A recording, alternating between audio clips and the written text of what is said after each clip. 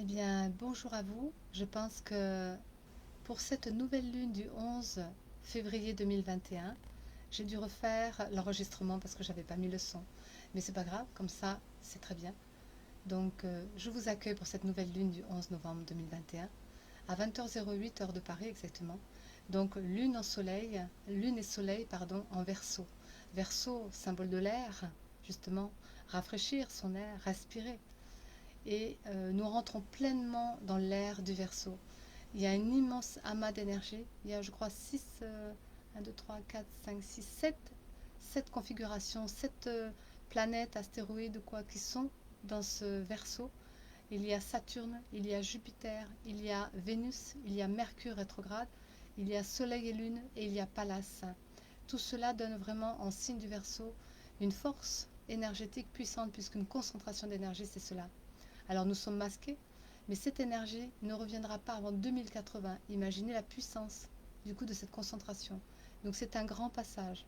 Et quand on parle du cycle lunaire, eh bien il y a 12 lunes dans l'année, et ces 12 lunes sont 12 respirations. On parle bien sûr que l'énergie vitale, le prana que l'on reçoit, la nourriture que l'on reçoit, est une bonne énergie, et 12 respirations, 12 mois, parce que nous avons oublié que ces astres, donc célestes, nous apportent et nous procurent cette énergie vitale qu'on a besoin.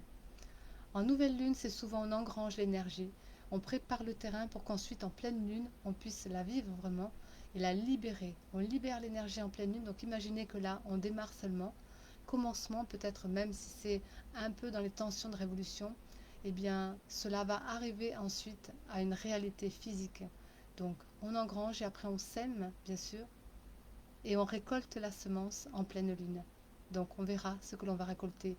Je vous exprime un petit peu aussi Pallas. Pallas est un astéroïde particulier qui correspond bien un petit peu à la tendance.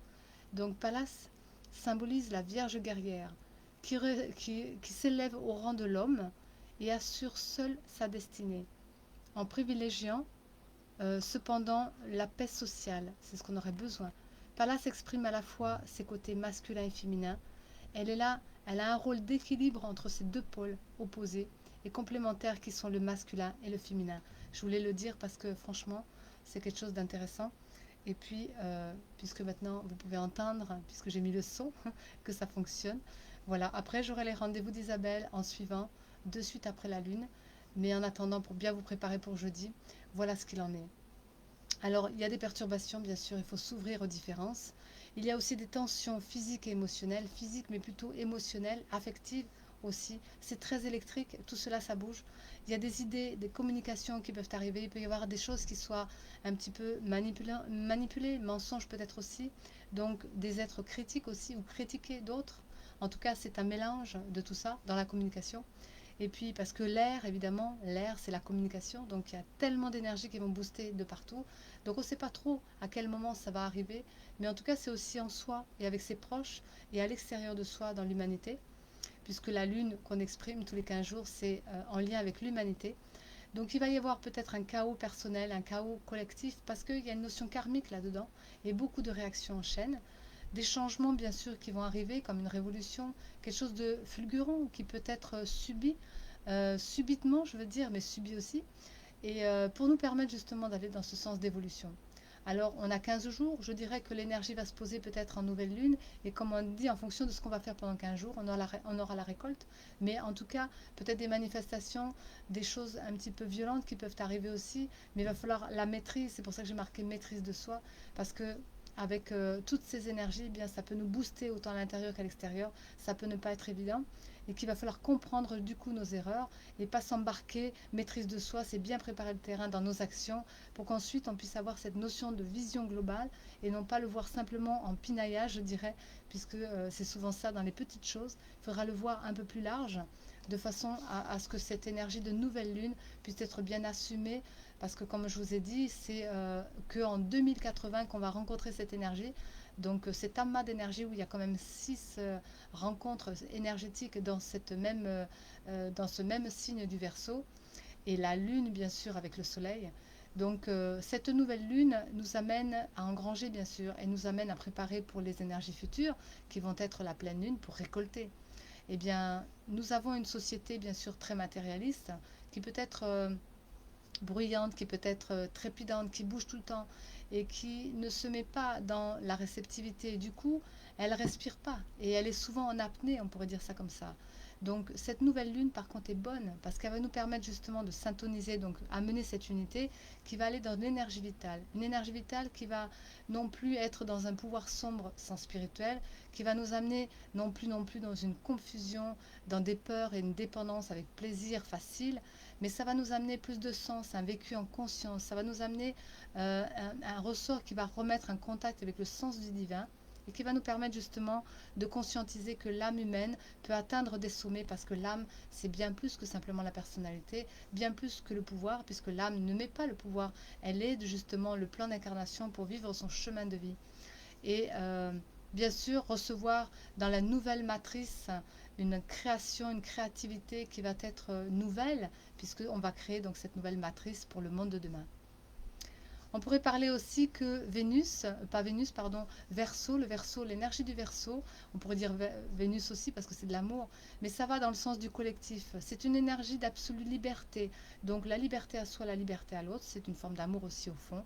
Et une solidarité féminine, c'est pour ça que j'expliquais tout à l'heure Pallas, qui est la gardienne du seuil justement des énergies par rapport au féminin sacré pour mettre en place le masculin sacré. Donc elle amène cette notion de fraternité dans le Verseau. Et puis, toutes les énergies qu'on pourrait dire, que ce soit en Verseau, dans chaque signe, il n'y a pas un plus ni un moins. C'est en fonction de notre état d'être. C'est-à-dire que si notre état d'être est dans la peur, le désespoir et l'éparpillement, eh bien, ce sera plutôt une énergie qui va être dans le sombre. Par contre, si on l'amène dans la foi, dans cette compassion et dans l'énergie créatrice, qui va être l'amour aussi, eh bien, ce sera quelque chose de favorable. Donc chacun, en fonction de son état d'être, il y aura des différents vécus, bien sûr, et on demande un peu plus de responsabilité, parce que quelque part, c'est comme je disais tout à l'heure, ces deux polarités, eh bien c'est comme deux rivières.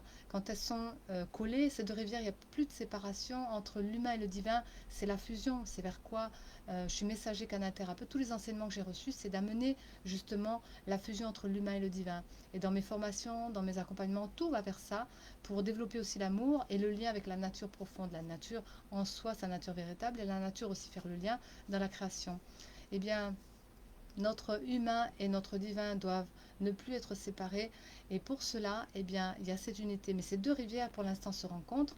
C'est un chenal aussi.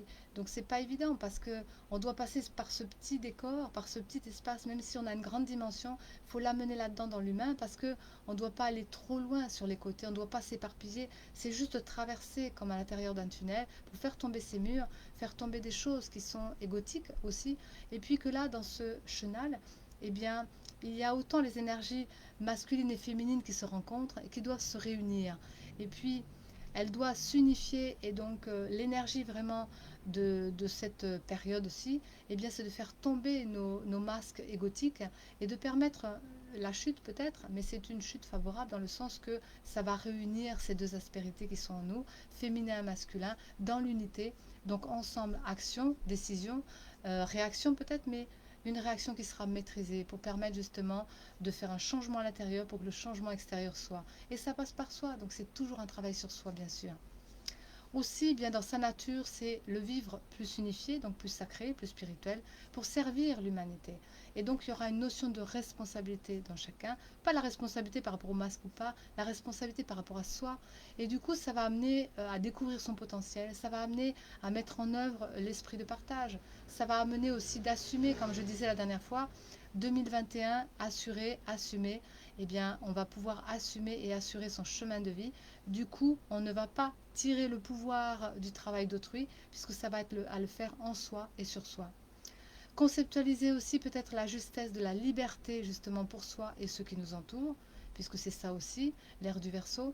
Et est-ce qu'on est prêt? La question serait là-dedans, accepter les comportements différents, est-ce qu'on est prêt à pouvoir assumer cela et assumer aussi le défi de ralentir nos vies, de ralentir nos élans de violence, de pouvoir justement l'amener plutôt sur quelque chose de tempéré, comme c'est pour ça que j'ai mis une maîtrise de soi, parce que le Mercure est en rétrograde, le Mercure symbolise le mental, Et si le Mercure, il est rétrograde, c'est pas pour s'emballer, c'est simplement pour préparer dans le calme, du silence, tout ce qu'on peut mettre des actions futures, bien préparées, donc ressentir, les pensées doivent être maîtrisées pour inspirer simplement au fond de soi quelque chose qui a une dimension, pour mettre en avant quelque chose qui va être plus juste et plus architecturalement parlant, je dirais plus droit.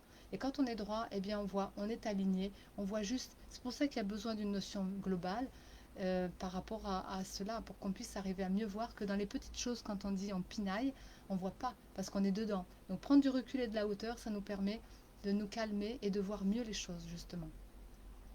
Ensuite, eh bien, il y a quelque chose qui, bien sûr, que si on ne veut pas maîtriser nos torrents, calmer nos torrents, ça déborde, eh bien, on doit recevoir les messages. Et les messages vont nous apaiser.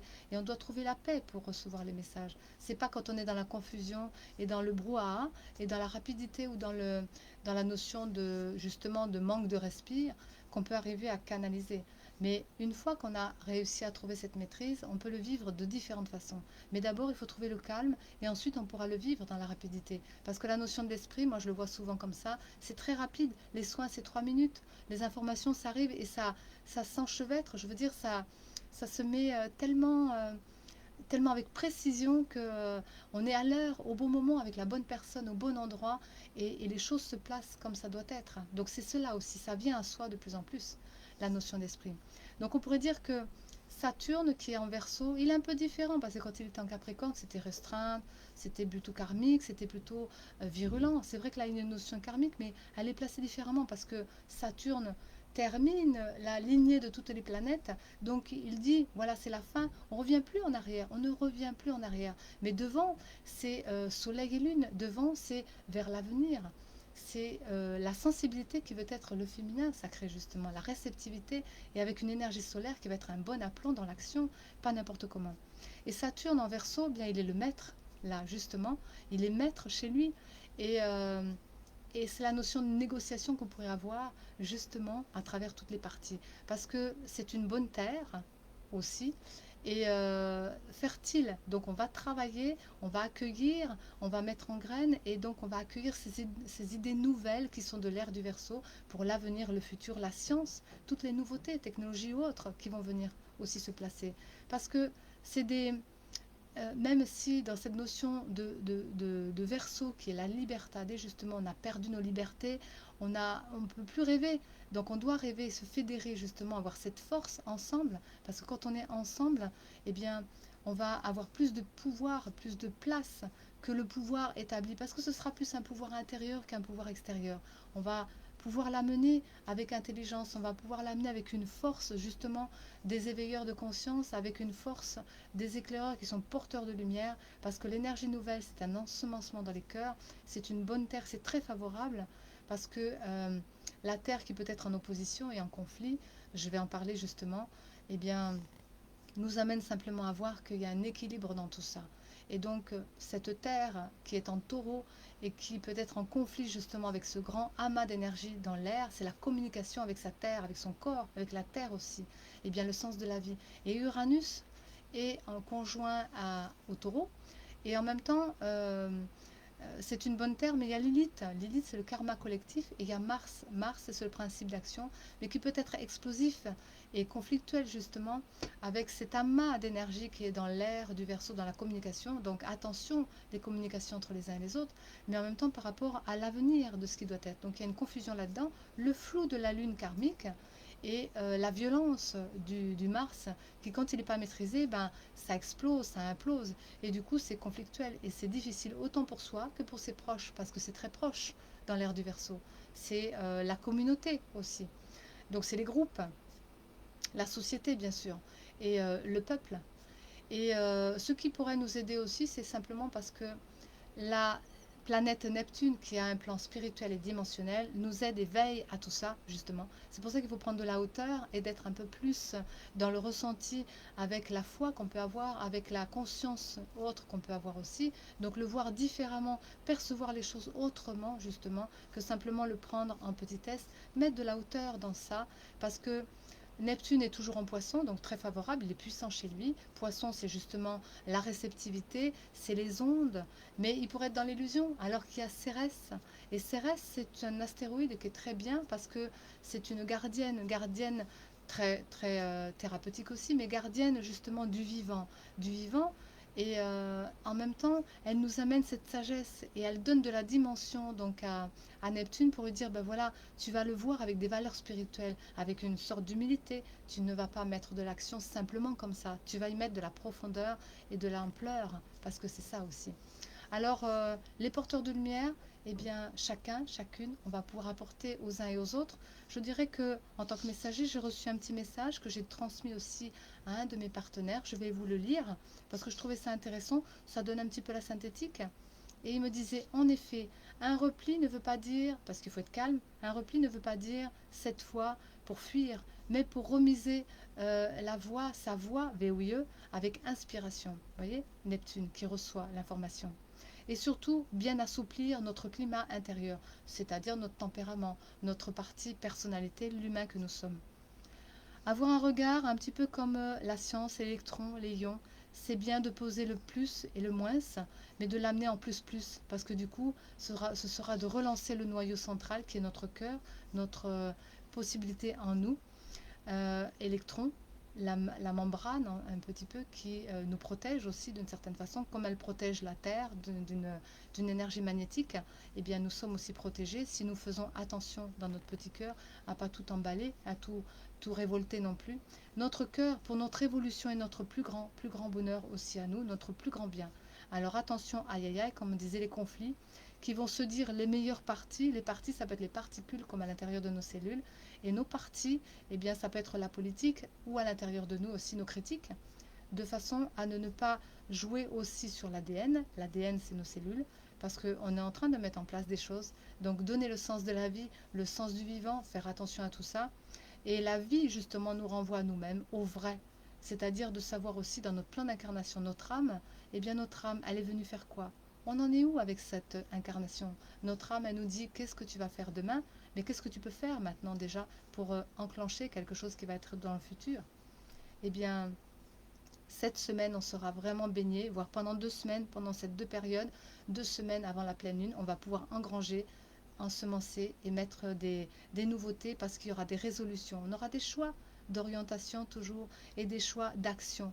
Alors ça promet parce qu'on a vraiment besoin d'ensemencer de bonnes choses et on sera ensemencé par cette nouvelle lune, mais puissance va être, puisque c'est une concentration d'énergie, pour savoir trouver la maîtrise de soi, pour arriver à poser des choses et s'exprimer quand même, mais avec justesse et valeur et profondeur, et avec de la hauteur spirituelle. Donc, soyez un porteur de lumière, serein et bien en vie, pour que ce cycle lunaire, qui soit une énergie de récupération pranique, une énergie vitale, qui soit bien posée en terre, pour que l'avenir puisse être dans de bonnes directions, et pour les générations futures toujours, puisque je parle toujours de ça, les enfants qui arrivent, parce que j'ai reçu d'autres messages, mais les enfants qui arrivent ont besoin de nous pour pouvoir enclencher et faire un déclic en eux, pour qu'ils arrivent à s'ouvrir au moment où ce sera le plus favorable. Eh bien, nous devons ensemencer pour l'instant, pendant quelques années. Voilà. Je vous dis une pleine belle lune, pleine nouvelle lune, pardon, nouvelle lune, ouais, pleine belle lune, mais la pleine sera plus tard, puisque ce sera vers la fin du mois, je crois vers le 27 ou quelque chose comme ça. En tout cas, jusqu'à cette période, voire un peu plus loin, nous aurons à ensemencer en nous de bonnes résolutions pour que cette lune soit vraiment une bonne lune, parce qu'elle est quand même très favorable, mais on aura un travail de faire basculer notre petit ego et l'ego de l'humanité, bien sûr, donc des conflits qui peuvent arriver, mais calmons, calmons nos lunes, justement, parce que là, elle est bien aspectée. Il y a tellement d'énergie en Verseau, et c'est l'ère de la communication, donc l'ère de l'avenir aussi, parce que c'est la jeunesse et le futur. Voilà ce que je voulais vous dire. Donc, pour ceux qui veulent rester, dans pas longtemps, à 6 heures, je fais les rendez-vous d'Isabelle. Voilà, vous posez vos questions, libre sujet. Et puis, j'ai aussi des informations que j'ai reçues cette nuit. Ce matin, très précisément, je me suis levée très tôt pour vous les transmettre. Donc, toujours au début, un petit peu, je donne les messages canalisés par mon être qui vient me donner par l'intérieur, puisque je suis enseignée et guidée par l'intérieur et je fais des soins aussi. Et puis voilà, donc dans pas longtemps. Sinon, c'est pour jeudi la lune, bien sûr. Mais déjà, aujourd'hui, nous sommes, parce que c'est un peu avant, un peu pendant et un peu après, que l'énergie, elle l'est toujours d'actualité. Donc nous sommes déjà bien dedans puisque c'est bientôt. Donc 3 jours avant, c'est vraiment, ou 2 jours avant, on est vraiment, vraiment dedans. Et j'ai fait une consultation il n'y a pas longtemps et je peux vous dire qu'elle représentait complètement la nouvelle lune avec toutes ces énergies que j'ai exprimées. Je trouve ça chouette aussi parce que tout est correspondance, coïncidence, synthétique, synchronicité. Tout cela va dans l'unité, comme on pourrait dire, avec ce grand détail. Alors à bientôt, au revoir, bien à vous.